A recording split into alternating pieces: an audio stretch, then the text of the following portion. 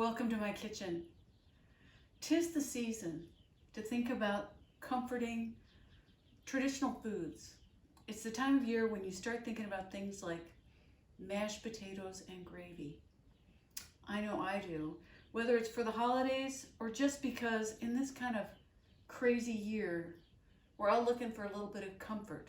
Am I right? So I'm going to show you today how to make some mashed potatoes and gravy, and I hope you'll enjoy it. And I also hope that you'll check out on my website my other virtual live classes where you can come and cook in my kitchen with me without leaving your own home. They're at robinasbell.com. So today I'm going to make mashed potatoes and miso gravy, and I'm going to do what I always do. I'm going to make it a little extra. Instead of using regular potatoes, I'm using blue potatoes. Yes, I don't know if you can tell, I like color. So I'm going to make these blue potatoes into a blue potato mash, and I'm going to make a miso gravy, which is just going to be lovely. Put a little sage on there. So I'm going to go ahead right now and start cutting up these potatoes.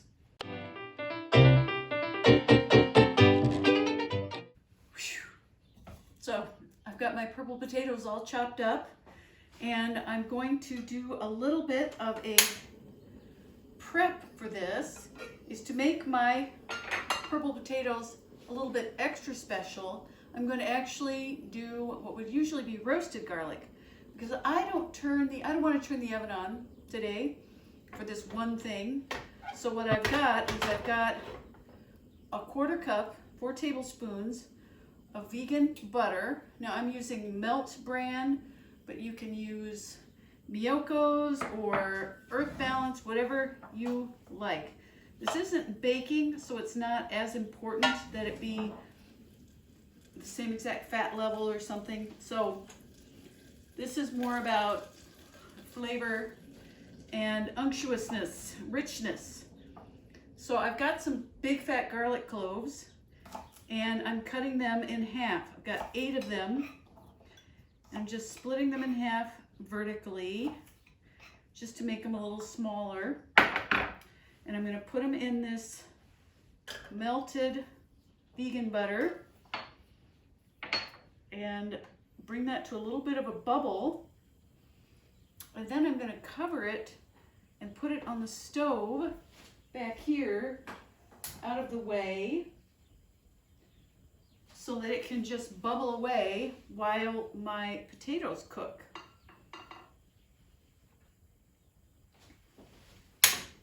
So this is one of those fun techniques where I think people think roasted garlic has to be roasted in the oven, but you can do it in a pan on the stovetop.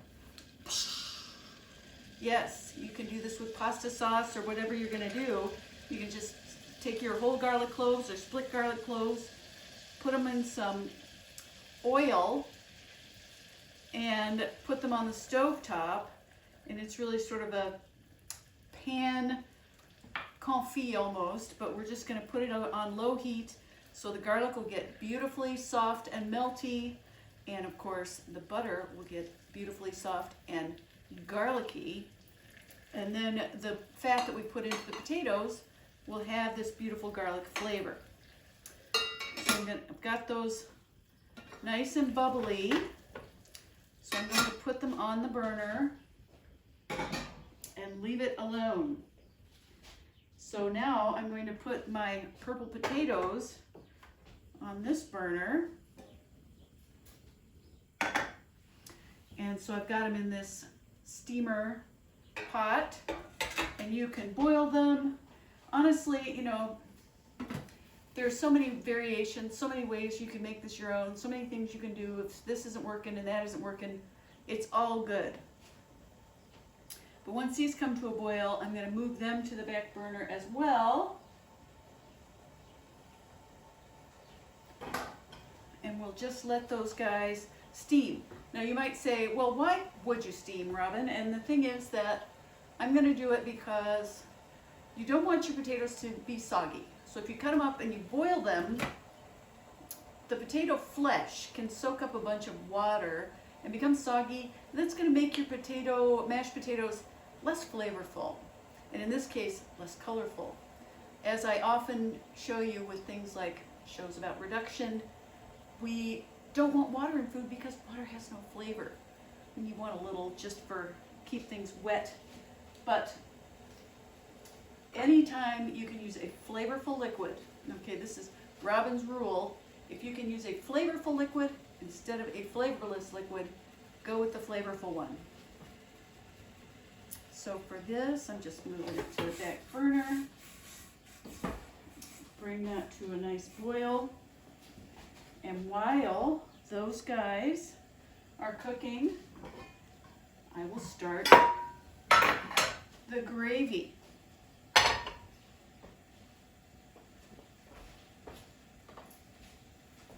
So I'm going to put in 2 tablespoons of olive oil.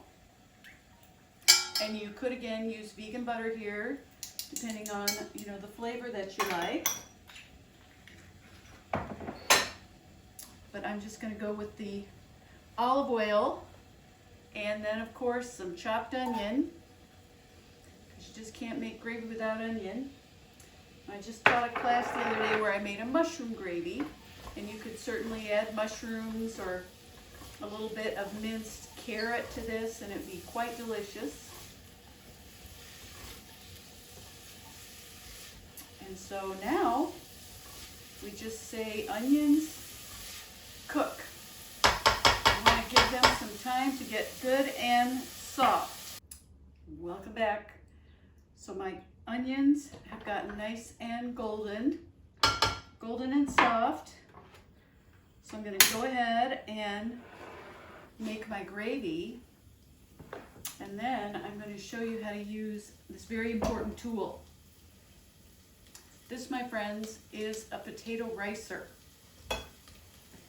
So I've got my beautiful soft onions, just all-purpose flour, and I'm going to put that. Now I'm just taking it off the heat. I want the oil and onion mixture and the flour mixture to get nice and well combined. And I find this is a great way to make gravy with no lumps, because not only do the onions add flavor, but they're actually in there acting like little chunks, little beads to break up any lumps of flour that are in there. So the onion pieces get coated with flour, the flour absorbs the fat, then the onions keep the lumps from forming. And that's a trick I use a lot. I often will saute vegetables first and then sprinkle the flour over, as well as it being a great way to use more plants. It's a great way to just avoid those gravy disasters you may have heard about. And so we just cook this a little bit, and that's going to help get rid of any raw flavor in the flour. You don't want it to taste like raw flour. So here I've got a cup of vegetable stock, and I'm going to put a 1/4 cup of dark red miso and mash that up. Now you can use a fork or a whisk or a wooden spoon, but the thing about miso is it's thick, and you've got to whisk it or mash it with a liquid before adding it to things. As you can see, it doesn't just dissolve. And if you ever thought, oh, I'll just throw some of this in the miso soup and then had little lumps of miso, rookie mistake. It's still tasty, but no, miso is a wonderful fermented product. It's usually made with soybeans, but it can be made with just about anything. And I have had some incredible artisanal, I had a miso out in Oregon made with hazelnuts. Yes. So don't think miso is just sort of one thing. So I've got my miso mixed up with the vegetable stock. So now, and this is starting to stick a little. So I'm going to, and that's good. It's got a lovely brown smell. You can already smell the goodness. So I'm going to start working in the milk. And I am using just unsweetened, not original. Original non-dairy milks are sweetened. So always look for the unsweetened when you're cooking with it, because in savory dishes, it's just weird. So you can see this is already thickening up quite a bit. So then I will just keep working this in, and you notice that I'm doing it with a spatula. I like to do that to just kind of keep scraping the bottom. And now that the flour and the milk are very well mixed, I can just go ahead and put in the rest of the almond milk.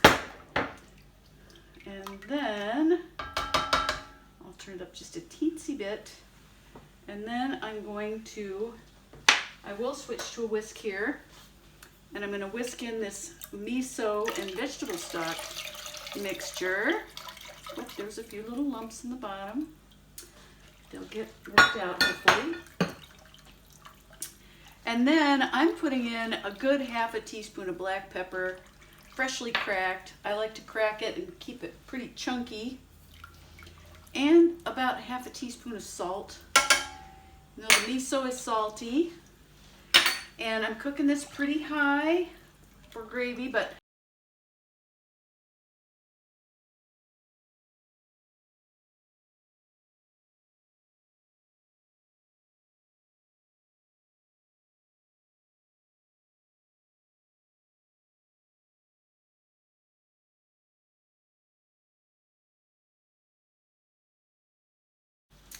all right, our gravy has thickened.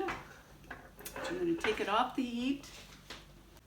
First thing you do, take your warm potatoes, strip that skin off, leaving the nutrients behind, and you plop them into this fabulous potato ricer.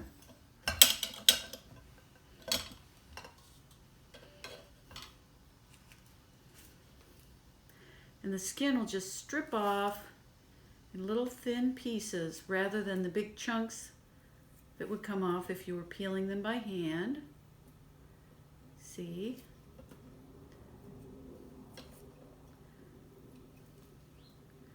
And we plop those right into the ricer and give it a squeeze, and out come these nice little riced potatoes, which we can mash very nicely.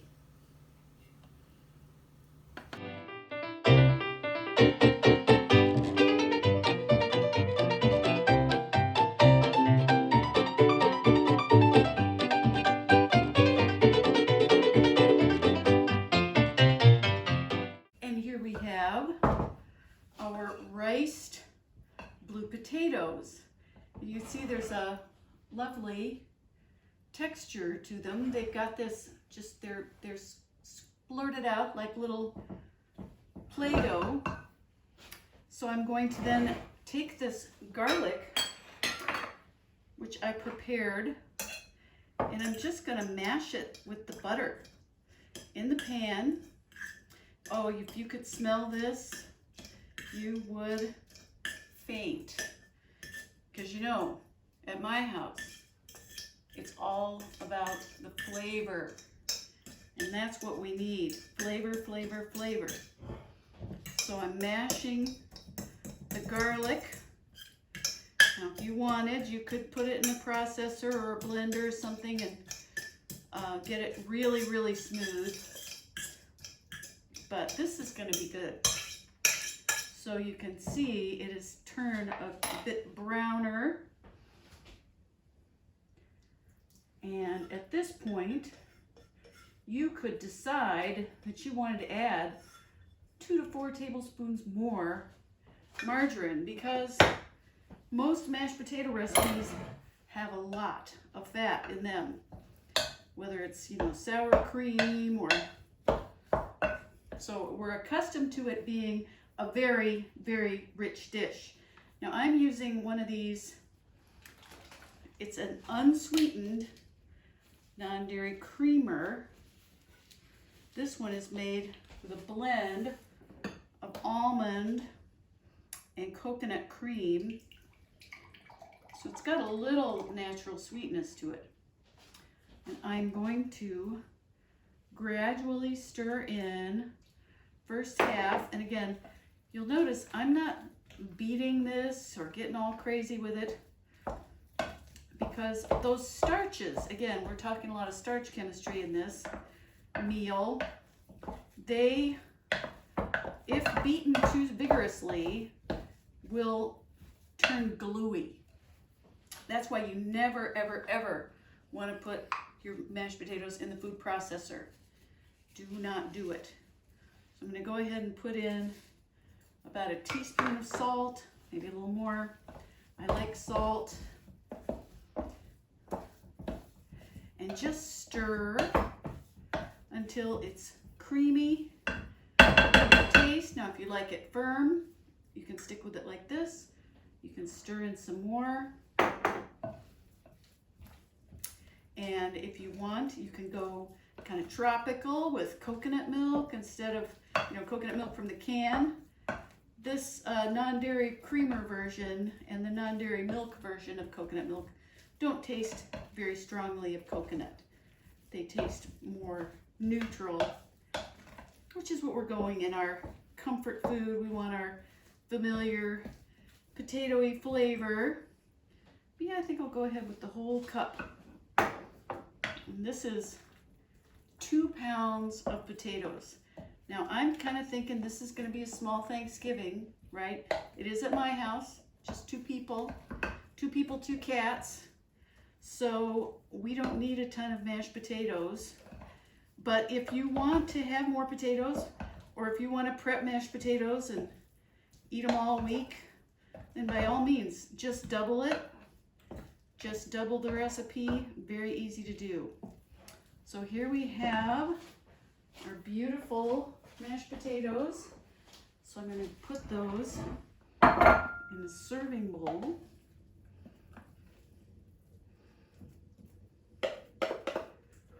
Isn't that just going to wow everybody? I'm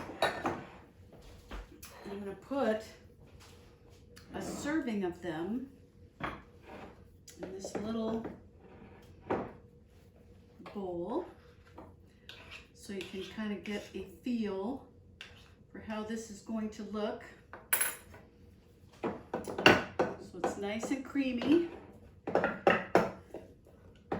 And if you want to, you could spice this, or you could do all sorts of things to it, but you just want to make that little divot in the middle. I'll put a little bit more in there. A little gravy trough, as it were. And then I've got our gravy all ready to go. And I have a gravy boat, one of those antiques that comes your way.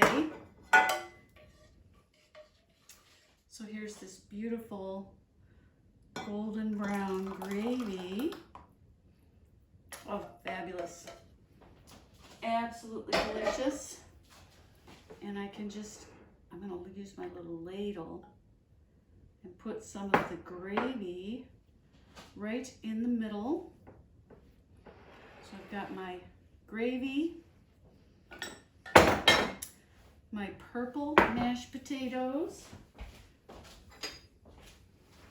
and I'll just swoop those around a little bit. You can see the garlic is in there. Oh, yum, yum, yum. So a little mashed potato there. And I have some beautiful sage sprigs. So I'll just knock one of those off. And if you'd like, you can fry the sage and put that on there. And so I'm just gonna have a little taste because the proof is always in the eating. And mashed potatoes and gravy.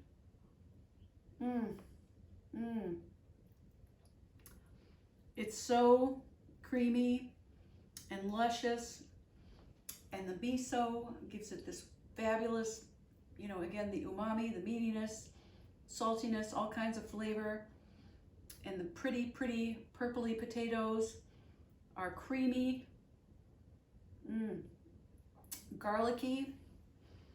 So this is a pretty little dish which you can use as one of your Thanksgiving side dishes. And I hope that you will go ahead and make this. And again, you can use white potatoes, yellow potatoes, sweet potatoes, and make this gravy because it's a fabulous plant-based gravy. And just remember, this year, be gentle on yourself, take care of yourself. This is food that nourishes you as well as gives you pleasure. And that's what real caring and self-care is have a good time, eat some great food, but eat things that are gonna make you feel better later.